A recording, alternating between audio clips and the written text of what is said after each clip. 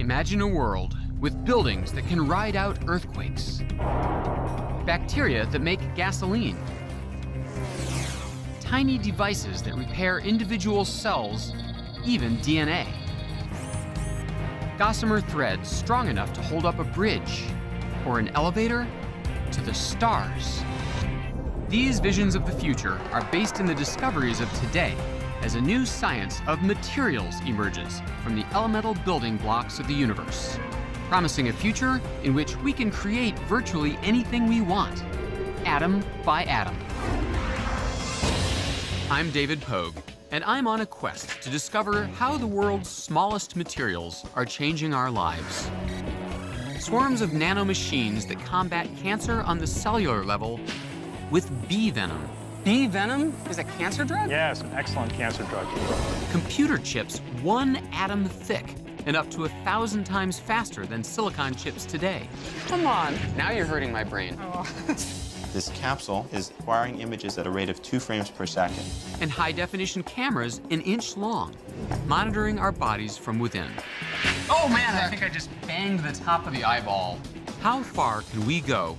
That's a robot? That's a robot. In making stuff smaller, right now on Nova.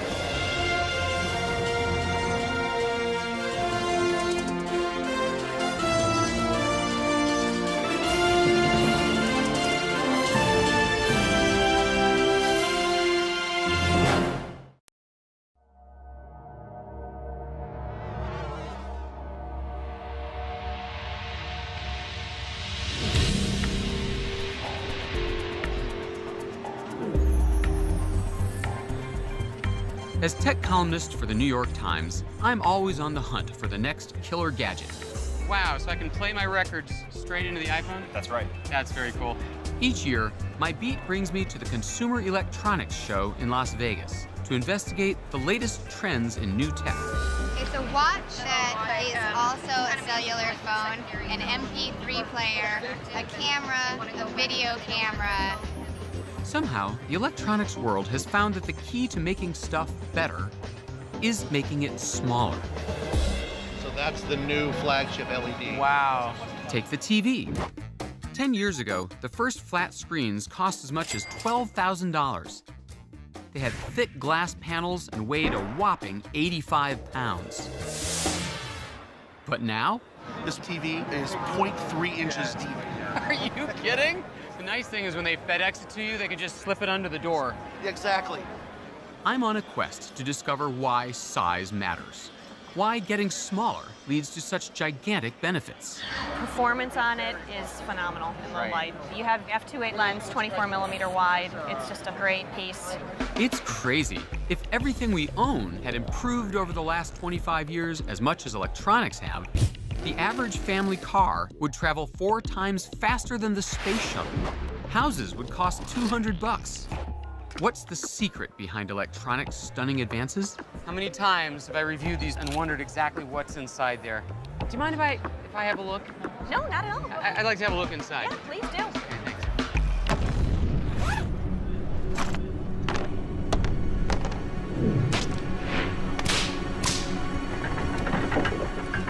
Where I come from, if you want to know how something works, you cut it open. Sony versus Saw. Here we go. Think you guys are standing far enough back? Because I wouldn't want anyone to get hurt. What do you think we'll find? Elves? Butterflies? And now, let's see what really is on the inside of a digital camera. Not much, really. And no moving parts at all. This digital camera This is the brains. runs on a 1/2-inch wide microchip. So it seems like if this is really the heart of the camera, a lot of it just exists so that I can handle it with my big human hands. Correct, because that's not exactly the most comfortable form factor you want to be using right there. I know. Honey, smile. Come on, let me see you smile. Come on. Yeah. This tiny wafer contains a highly sophisticated machine. What's it made of? A computer chip is like a densely packed city. A solid slab of silicon sprinkled with other elements like boron and arsenic, topped by layers of metals and ceramics.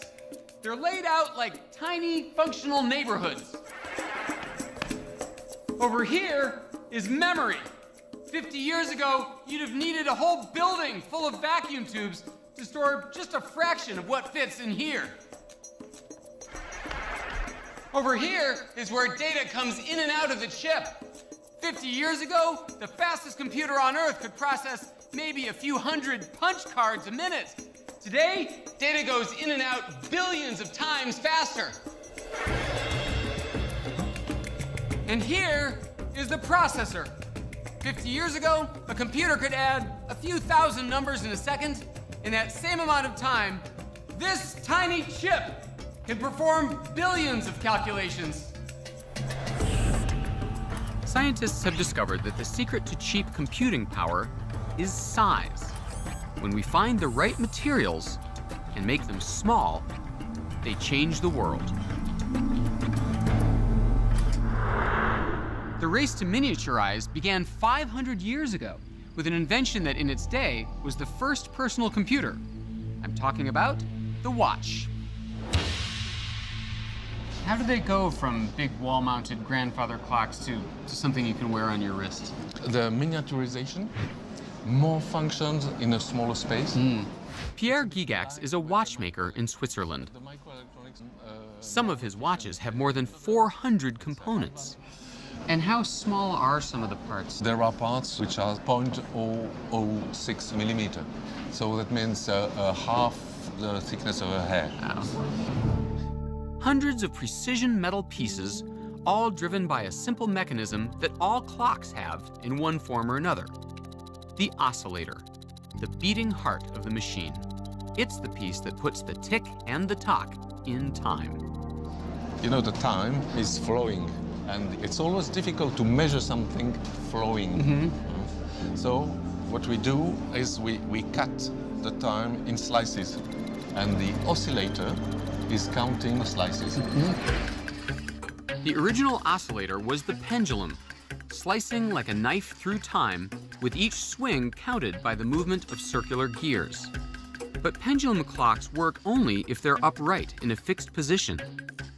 So in the Middle Ages, clocks were confined to immovable structures like towers or furniture. But in the 15th century, the invention of the mainspring changed everything. It was essentially the first battery, a metal coil that could store mechanical energy. As it unwound, the mainspring powered a compact wheel. It was a major breakthrough.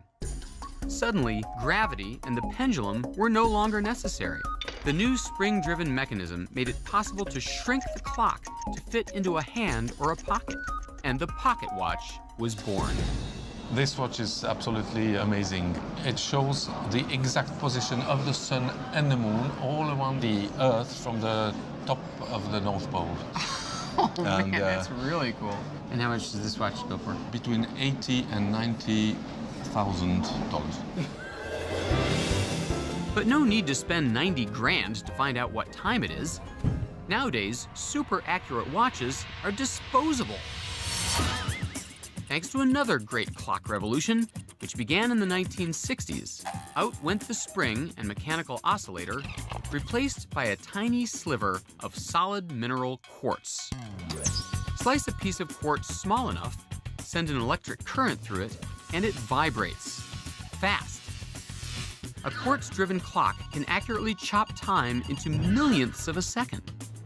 But the biggest selling point for quartz is that it's cheap. That's because quartz is actually silicon, commonplace sand, the second most abundant element on Earth.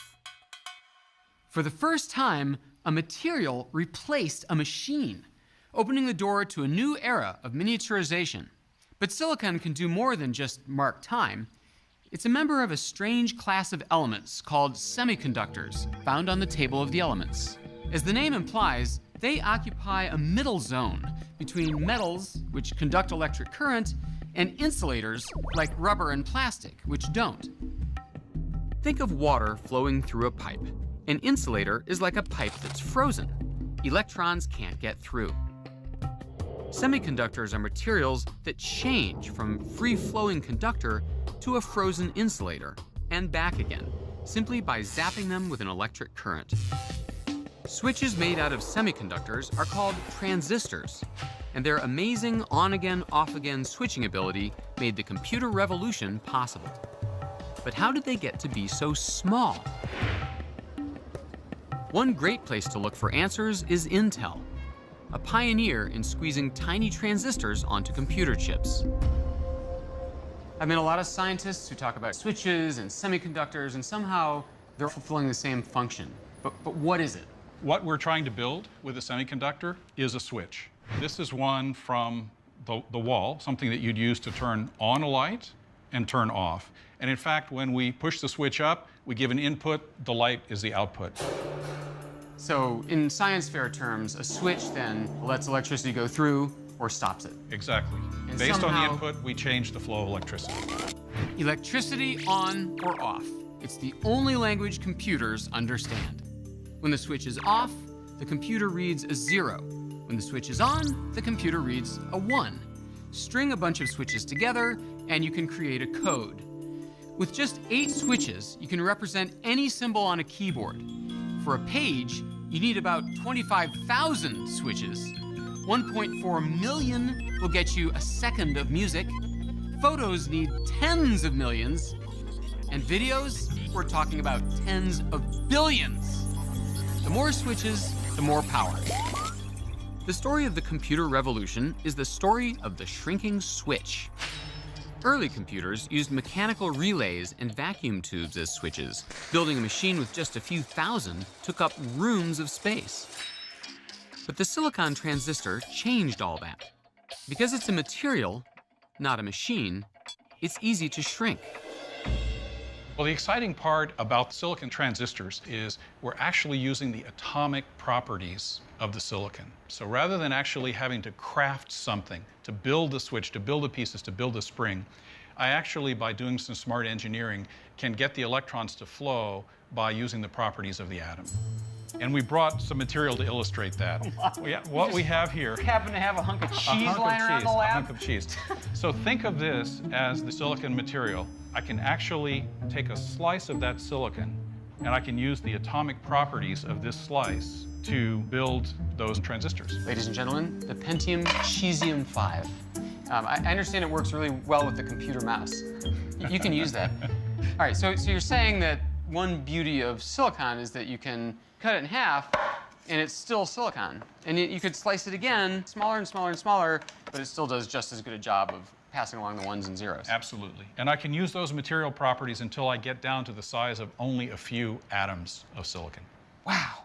Which is not something you could do to make mechanical switches smaller, right? Like if I wanted to make this smaller, you know, I can't just go like this. You know, Wow. I can have a smaller one. Clearly, this is not going to be a smaller good switch. Right. But this is silicon. It is a purified element that one mines. All right, so what does it look like in the computer then?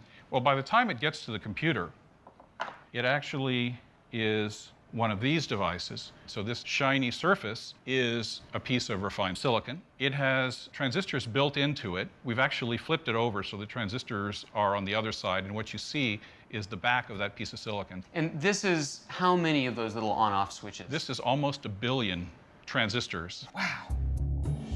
1 billion switches on a 1-inch chip.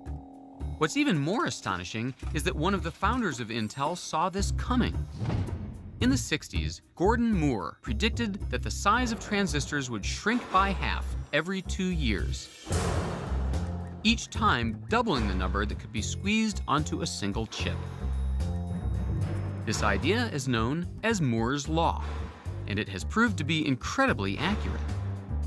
But now, 50 years later, Moore's Law may finally be running out of steam. The transistors that power our stuff are about as small as they can get, unless scientists can come up with a new way of packing them ever more tightly together. To see one of those possible solutions, I've crossed the country to visit the IBM Research and Development Kitchen? So this is Moore's Law of Italian cooking. That's right. What we're going to do is explain why it's so important to get the transistors smaller and smaller. Francis has a pretty appetizing way of visualizing this law and its limitations. Like pepperoni slices, the transistors on a silicon chip are flat. Okay, so here's our Silicon wafer. silicon wafer. Now, these are the old-fashioned transistors. They're much larger, and you can see that you can't put that many onto each wafer. So this would be a 1960 iPod. I think so, yes. This would be a 60s type of thing. So let's take off these old transistors and replace them with some new transistors. Oh, these are much smaller. Yes, these new transistors are much smaller. Technology has marched on. That's right. It's Moore's law in action. So in other words, all we have to do is make the transistors smaller every year forever, and our gadgets will always be more powerful and more compact. That would be wonderful, but we can't make our pepperoni slices much smaller than this. And these transistors are now packed together about as close as we can get them. The pizza party can't go on forever. There's a limit to how small you can shrink the transistors. If you reduce the surface area of a transistor too much and place it too close to its neighbor, electricity starts to leak, causing a short circuit. Not good. We've run out of area, so there's only one way to go, and that's upwards. Slim Jims? That's right. This is a vertical transistor. Instead of having flatter, smaller transistors, we go in the other direction. Excuse me? Vertical transistors? Vertical transistors. With And little toothpicks on the bottom. That's just for demonstration Oh, purposes. okay. By building vertical transistors, called nanowires, Francis can increase surface area without bringing the transistors closer together. So, no short circuit. Ingenious. So this is what you're doing at IBM. You're That's making right. these? They're called nanowires. And the real thing is about 1,000,000 times smaller than this. 1,000,000 times smaller? That's right. Well, that'd be hard to see. They're hard to see, but this is not a nanowire. This is a silicon sliver Francis uses as a surface to grow them. And we get tens of millions of wires on each of these specimens. Come on. Now Yes. you're hurting my brain. Oh. She carefully loads the wafer into a molybdenum clip and slides it into a custom-built oven where she'll bake it at 1100 degrees Fahrenheit. You know, I was just thinking, Francis, I don't think you have enough aluminum foil on this oven. Yes. It's the question everyone asks. It holds the heat better. Aluminum foil? Isn't that a what we little use. low tech for something That's that's... right, whatever works. Oh my gosh, so those little spires, Those are the nanowires. so you bake those up? We just grew these, yes. We can see them because this oven doubles as an electron microscope. All right, so these are them, huh? This is 30,000 times magnified. 30,000 times? That's right. So here's the column of silicon, that's the nanowire, and here's the gold droplet on the end that actually makes it grow. It's weird. It looks like matchsticks or weird mushrooms or... They did mushrooms, that's right. They look to me like mushrooms. That's amazing. Yeah.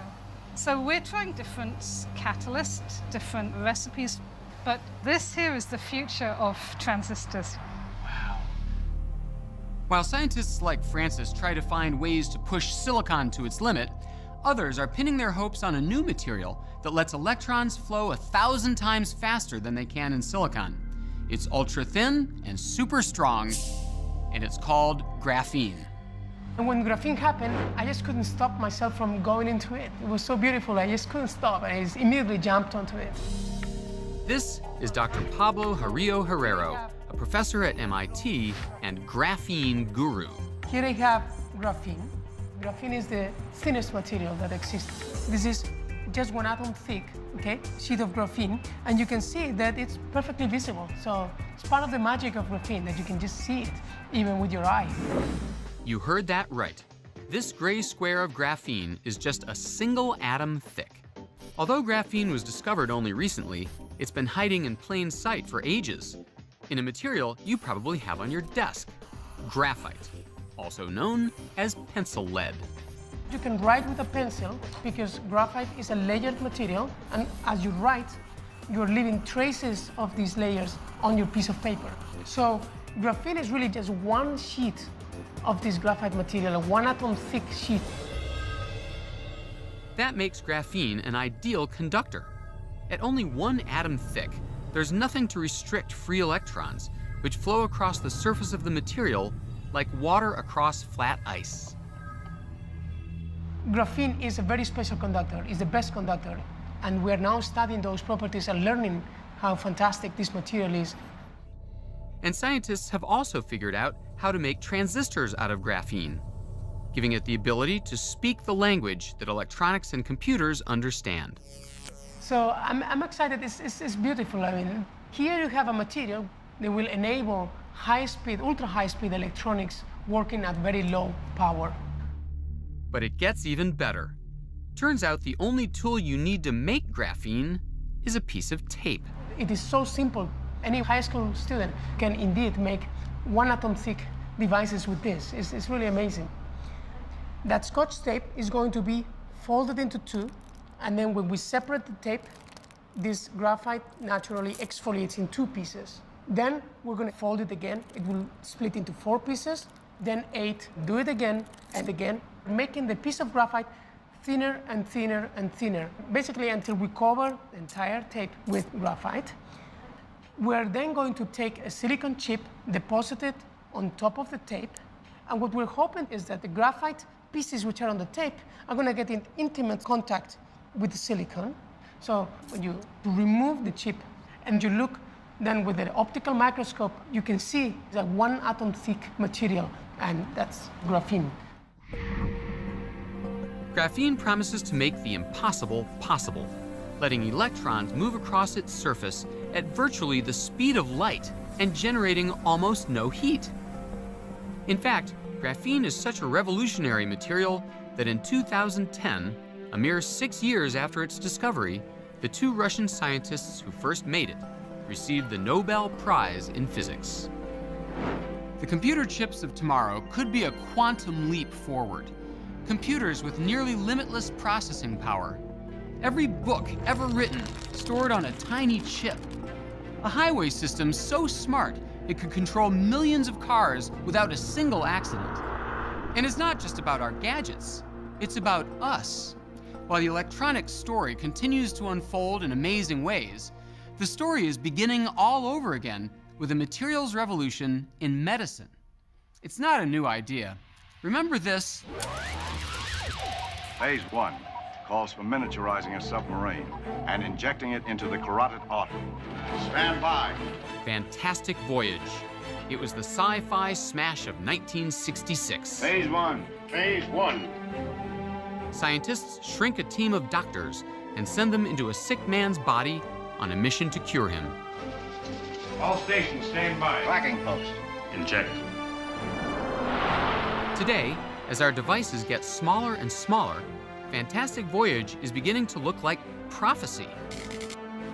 The kind of thing that can change lives. Hi, Courtney. How are Hi, you? Dr. Mishkin. How are you? Good. Yourself? I'm good, thank you. Today, Courtney will be taking a pill. But it's not just any pill. It's a miniaturized camera. This capsule is a miniaturized camera. Every time it blinks, it's actually taking a picture. Oh. It's acquiring images at a rate of 2 frames per second. Okay. And what I'm going to get you to do is actually to swallow the capsule. Okay. And as the capsule goes through the GI tract, it's going to be taking pictures of what's going on inside. Wow. It's called the pill cam, and it travels through the body just like a piece of food, taking 55,000 pictures over the course of 8 hours. Why don't we actually put it inside your hand? Pictures that can provide a diagnosis that once would have required surgery. Right, so as you move it around, we can actually see the folds of your hands with excellent magnification. So once we actually go ahead and ingest the capsule, it's going to give us that same magnification of what's going on inside. Wow. That's really cool. It actually has a wireless transmitter that's going to transmit the images to the data recorder that you're wearing over the course of the day. And I'm going to download the images and be able to look at them and analyze exactly what's going on. Okay. The pill cam is made of an inert plastic that doesn't create a toxic response in the body. Inside is a mini catalog of the electronics industry. A tiny video camera and flash, a radio transmitter, a battery, and of course, a computer chip to drive it all. 25 years ago, all of those components would have taken up a cubic yard of space. Today, it all fits inside a 1-inch capsule that weighs only a fraction of an ounce. So let's go ahead and ingest it. Okay. Ready? Into your mouth. I'll give you a glass of water. So now I see your teeth. And go ahead. Down the hatch. Okay, great. So that's it. That's the hardest part. Okay. Just remember, over the next 2 hours, do not drink anything. So Okay. 2 hours As the from now- pill cam moves through Courtney's digestive tract, it records what it sees, eventually giving Dr. Mishkin a front row seat as he looks for abnormalities. Right now, we're looking at the small intestine. It's able to see 360 degrees, such that it's like looking down a gun barrel. The capsule is great at acquiring images, but I'm hoping that as the next generations of this capsule develop, that it's not only going to be able to take pictures, but that we'll be able to potentially biopsy, sample the tissue in that area, or even deliver a treatment, such as placing a clip on a bleeding site, or even deliver medications. The pill cam is the pocket watch of today, a super miniaturized machine that liberates the patient. It took centuries to make the leap from mechanical watches to computers. But in the world of microscopic medicine, the story of smaller is unfolding on a vastly accelerated time frame. In fact, scientists are on the verge of realizing a 21st century version of the Fantastic Voyage story. They're developing microscopically small robots that travel into the body's deepest reaches to diagnose, treat, and even destroy deadly illnesses. This is your lab? This is my lab. This is where you build your robots? This is where we build the robot, yeah. This is Brad Nelson. He's created a robot that could help cure blindness. It's incredibly lifelike. Yeah, that's a mannequin. Oh, sorry. These are the ones we build. What? That's a robot? That's a robot. Looks like a splinter. Well, this is a micro robot. We use them to help perform surgeries on the eye or inside of the eye. The device is only 1/100 of an inch wide, small enough to fit into the needle of a syringe, like the tiny sub in Fantastic Voyage. But the similarity ends there.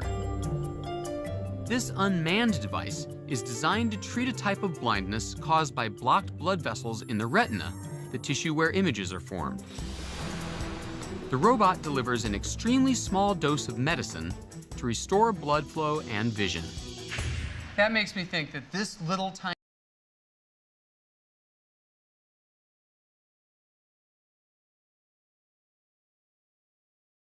thing has batteries and little propellers and some kind of knowledge to know where to go in the eye. I have a hard time believing that. That's right. So the way we energize this is we use externally generated electromagnetic fields. So basically, it's a magnet. To make the device small enough, Brad had to abandon the idea that robots have to be mechanical. Copper-colored thing here. Instead, he focused on finding a material that would let him eliminate bulky moving parts. He chose two elements, samarium and cobalt. Combined, they form a material highly sensitive to magnetic fields, which means that Brad can direct the movement of the robot without touching it. Once again, a material replaces a machine, and the device gets smaller. So then, besides just the robot, what we also have is this system here of electromagnets. And so what each of these copper coils do is they generate magnetic fields. Oh, man. Yeah, I got a bunch of them, every direction. And so we have 8 of these here. That's why we call this the Octomag. Octomag? That's right. The Octomag. By adjusting the strength of these 8 electromagnets, the surgeon can move the micro-robot any direction along the X, Y, or Z axis, pushing or pulling it through the eye. But landing it on the tiny section of retina that's used for seeing in sharp detail takes lots of practice. And you've been practicing with dummy eyeballs so far? We use that, but we also use animal eyes as well. We get pig's eyes from our local butcher. So. You buy eyeballs from the butcher, from cadavers, or? That's right. Christos, one of my PhD students here, Christos goes in the morning, early in the morning, to the butcher and asks for eyeballs. Christos, hello. How are you? Fine. Oh my God. These are the pig eyes. Exactly. 20 pig eyes, fresh from the butcher, ready to be prepared for experiments. He must be a big hit around Halloween. What about this guy? What's this all about? We call him Mr. Pig Eye Guy. Mr. Pig Eye Guy?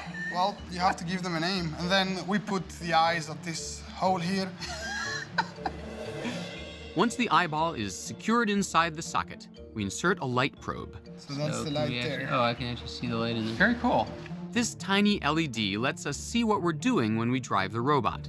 So this is the robot right here? Mm-hmm. Okay, and this isn't fake. We're really seeing this live from the microscope right now, right? Yes. All right. Now, you can move this guy around. Okay, sure enough. I push right, he goes right. Left, he goes left. Mm-hmm. Let's see, I want to go down over here. And then you can pull up. And oh, you it's can getting see. bigger. Exactly. Yeah. This means that it's moving higher away from the retina. And closer to the surface of the... Oh, man, exactly. I think I just banged the top of the exactly. So cornea or whatever. That's the very top, and this is where the liquid ends. So you see this effect. Now let me push down. When you push down, it starts slowly going into the retina. Sinking. Wow, that's really cool. So now you've reached the bottom, you're touching the retina. Yeah, it's quite responsive. I can go right up here. Mm-hmm. Eventually, Brad hopes that there will be a commercial version of his device installed in doctors' offices. The magnets will be arranged in a housing that surrounds the patient's head, while the doctor peers through a microscope to guide the drug-filled robot. Brad's initial success combining materials and magnetic fields to make tiny devices has encouraged him to be even more ambitious. His goal is to build a robot that can swim through blood vessels.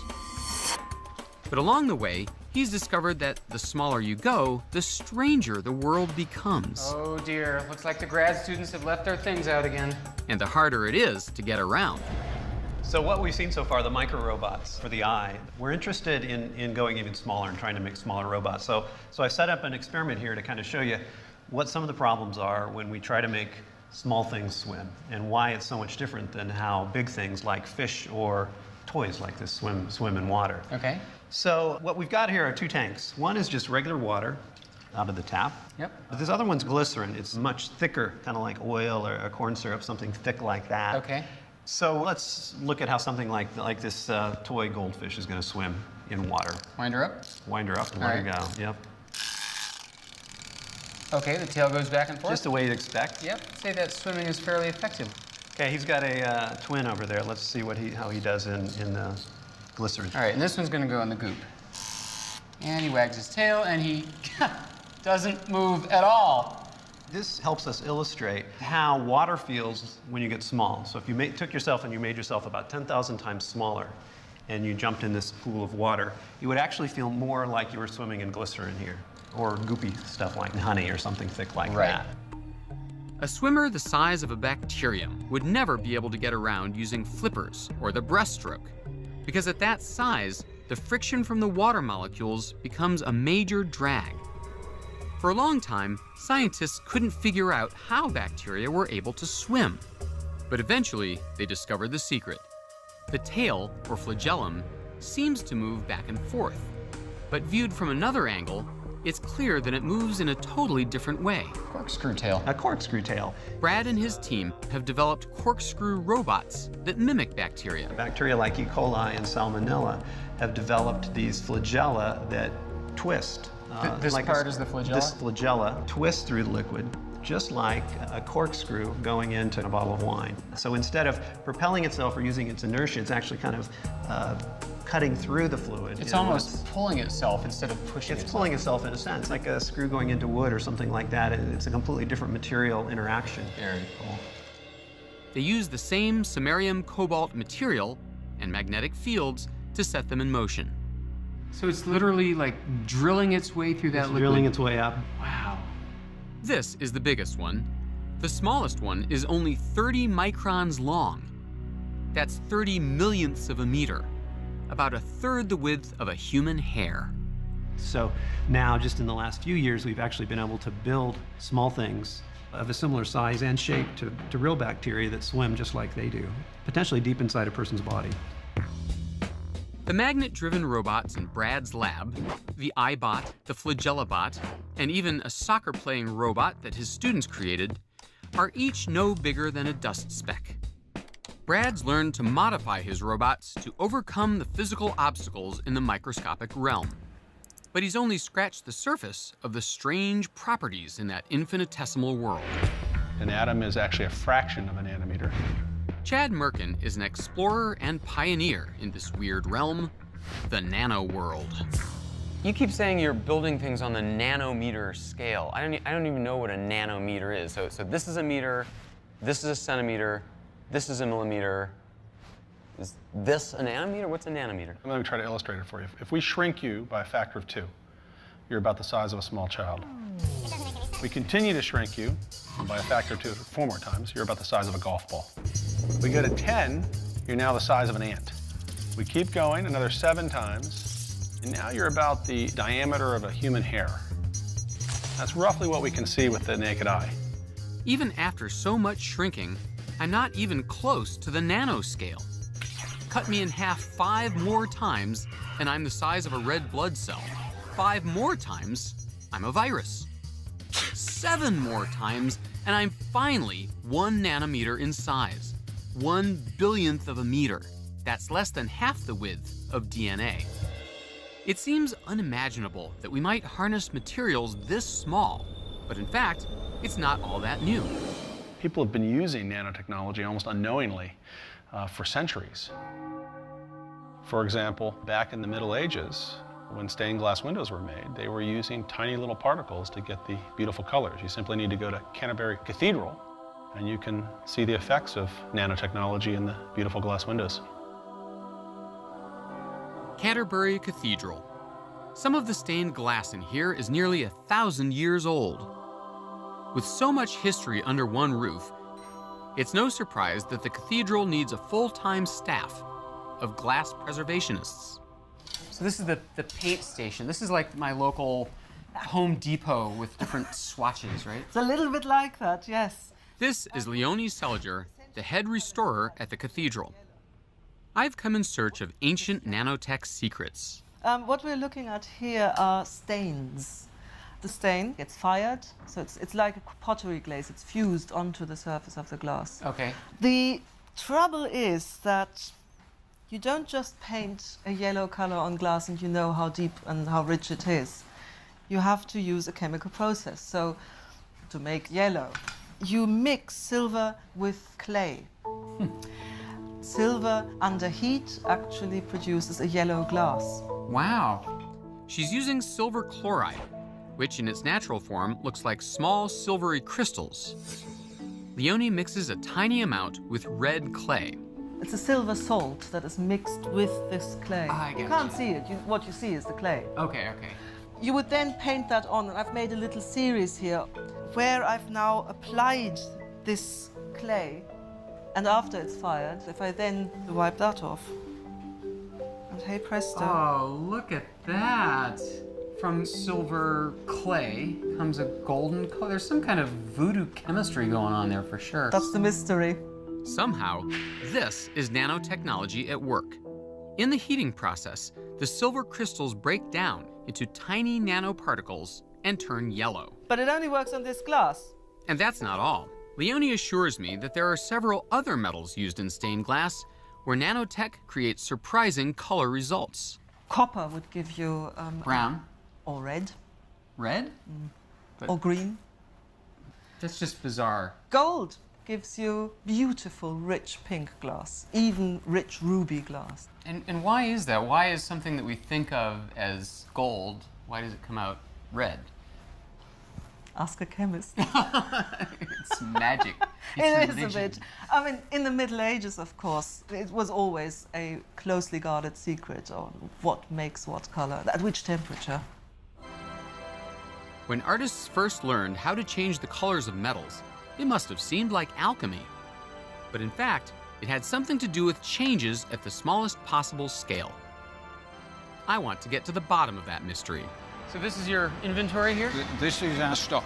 So I'm digging a little deeper at the English Antique Glass Company, which makes the colored glass used to repair Canterbury's windows. This cobalt blues. Wow. These sheets are crafted by hand, still using the same techniques that were developed in the 12th century. How many establishments are there? Making this? Yeah. We're the only makers of flat glass, traditional methods in the UK and Ireland. Wow. This is Mike Tuffy, the head of production here. He and his team of glassblowers are able to achieve the same rich colors found in the cathedral, but they start with clear glass, which is made from a mix of sand, limestone, sodium carbonate, and other minerals. Oh my gosh, that's it? That's it. That's the next great cathedral window right That's there? the next great cathedral window right there. It looks But like kitty litter. It doesn't even look like glass. We just put that in the furnace. This is a rod that we use for the different colours. The rods contain concentrated amounts of the metals that create color when added to the clear glass. The color appears when it's fired at 1200 degrees Fahrenheit. So what does it look like when it comes out? Is it a sheet? Is it a blob? It's a blob. The journey from molten blob to colored glass is an intricate process of shaping, blowing, and refiring, resulting in a glass cylinder called a muff. It's this heating and cooling process that creates the final color, thanks to the action of the metal nanoparticles. You slit it, and then you have a flattening machine that uncurls it? That's it. That's a gold pink muff. There's gold dust in there? Yes. But it doesn't look gold, it looks pinkish. No, gold gives you pink. Gold gives you pink? Gold gives you pink. Why would that be? No, you would need to talk to a chemist on that. I plan to do that. Same answer. I'm 0 for 2 with the stained glass people. So I went to Canterbury Cathedral, and I actually spoke to the guy who makes the glass and the lady who does the repairs on those windows, and they said, sure enough, they add gold to the glass to make it red. It doesn't make any sense. And you know what they told me? We have no clue. But you're the scientist, man. You should be able to explain why gold makes red. Well, it turns out if you can control the size of a gold particle, if you can shrink it to this nanometer length scale, you have completely different optical properties. Gold's no longer gold when taken to the 13 nanometer size. It's ruby red in color. When light rays hit a colored material, some colors are absorbed and some are reflected. That's why roses are red and violets are blue. Many metals, like gold and silver, reflect most of the colors in visible light, which is why they can be polished to shine like mirrors. But when a particle of gold is made very small, below 100 nanometers, 100 billionths of a meter, the particle begins to absorb shorter wavelengths of light toward the blue end of the spectrum.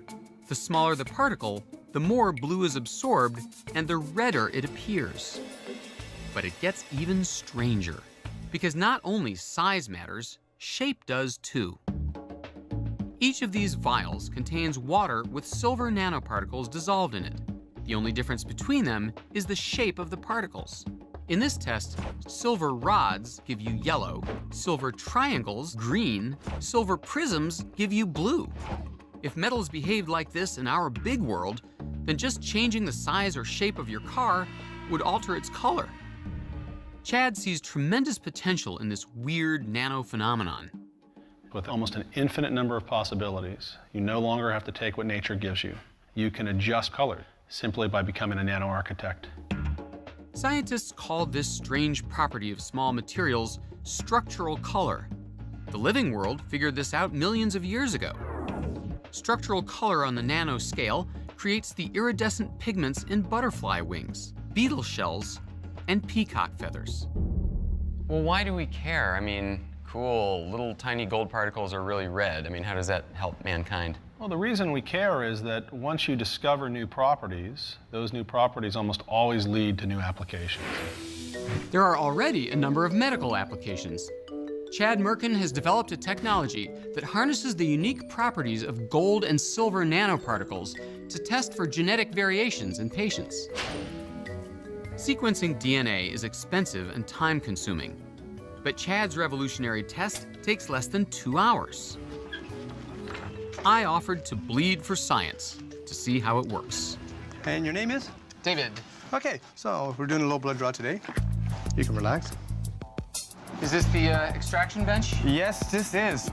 First, a technician extracts pure DNA from my blood sample. This is my DNA. This is your DNA. He then loads it into a small disposable cartridge and inserts it into the machine for testing.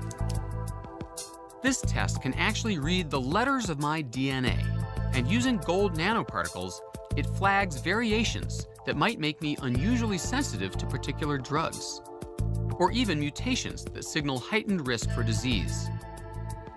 Less than 2 hours after drawing my blood, the results are in. It turns out that the test has some interesting news for me about my sensitivity to a blood-thinning drug called warfarin, or Coumadin. It's commonly prescribed to stroke and cardiac patients. It's a potentially life-saving drug, but if the dosage is wrong, it can cause fatal bleeding. So what's my warfarin dosage? What they call a double hit, I'm sorry to say. A double hit? You're a double hit. So you have two genes that are mutated, and therefore you're very sensitive to warfarin. And your calculated dose is 2.7 milligrams. See, I knew it. My mother always said it would be like 2.6 or 2.5, but I always said, no, Mom, mine's 2.7. You should always listen to your mom there, David. The nanosphere test gave me some crucial information. This is the mutation. Quickly enough to save my life if I'd been ill. It's a diagnostic tool. The next goal is to fight illness in the body at the same tiny scale. Okay, so when we inject this, it'll go in the bloodstream and find the cancer, like a rocket guidance system. Sam Wickline has invented a nano device that's smaller than a virus. Engineered atom by atom, his hunter-killer robots are designed to travel by the billions in the bloodstream. They're pre-programmed by a doctor to seek out specific types of cancer cells and then destroy them, with none of the side effects associated with current drug therapies. It's the ultimate fantastic voyage dream, and it's borrowing a page from these little guys. Wow. See here? Now. Whoa. This is full of honey. See, there's probably 35 pounds of honey in that. Oh my gosh. Yeah, in fact, I'll take it out and show you. He's brought me to meet beekeeper Ted Jansen to get a close-up look at the inspiration behind the science. Now, see, here's one that's already stung me. See? What? But aren't you gonna say ow or something? No, that, see, Oh my gosh. See, that's the little venom sac that they leave. It's not the stinger that hurts you, it's the venom going in you. A bee sting may seem like a minor irritation, but actually the venom is extremely toxic to cells. Immediately when you get it out there, the pain stops. So why would it have been bad for you to just pluck it out? Because you squeeze the sac and squeeze all the venom in. Oh, I see. Okay. So, Sam, you're not here to see how they make honey. No, we like the bees because they make a toxin. The toxin is melatonin, and we use it to specifically treat cancers. Bee venom is a cancer drug? Yes, bee venom is an excellent cancer drug. It's been known for quite some time, but the problem is how to deliver it. Melatonin is not being used yet to fight cancer because it will destroy any cell it bumps into, including healthy ones. But realizing its potential, Sam set out to engineer a nanoscale robot to carry the toxin safely through the body and release it only when it finds its target. Not surprisingly, he calls his invention nanobees. Each nanobee has 3 parts. So what we've got here is a model of... Sam explains with a simple demonstration of how they fit together. This basically is a sphere of carbon and fluorine atoms that forms the carrier for that melatonin. The center of the nanobee is a nanoparticle constructed out of several thousand carbon and fluorine atoms arranged in a spherical cluster less than 300 nanometers in diameter. And then we have a coating on that, which is a fatty kind of a coating. And this fatty coating allows us to insert the melatonin toxin into this particle here. They would be all over this thing. Exactly. This outer layer holds the deadly bee poison in place. It's like a holster that keeps a gun safe until it's drawn. Every tumor cell has a distinct chemical makeup. The outer layer of the nanobee is programmed to selectively lock on to only those cells that need to be destroyed. So if you take this balloon as a cancer cell, this nanoparticle will come up next to the cancer cell and basically merge with it. The coating will come off, and the melatonin itself forms a hole in the cancer cell and pops it. Like its namesake, a nanobee can sting only once. So swarms of them are required for any treatment. Sam's lab has decoded the chemical makeup of the bee venom so he can manufacture it in large quantities for his nanobee swarms. I say goodbye to our beekeeping hosts in order to pay a visit to Sam's lab at Washington University to see how the nanobees work in the body. So here we are in the magnetic resonance imaging suite. I'm going to show you what it's like to be a patient as if we were looking for nanobees inside of you. And may I just say, what a boost this gives my dignity to wear a sundress and slide into a giant bagel. Well, let's go toast you. An MRI uses strong magnetic fields and radio waves to detect certain molecules in the body.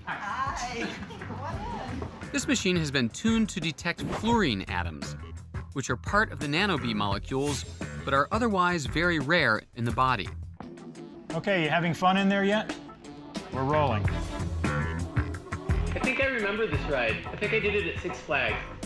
If Sam had actually injected nanobees into me, and if I had the cancer that they'd been trained to fight, You're going to start hearing some noise. they would travel in my bloodstream and stick to any target tissue they encounter.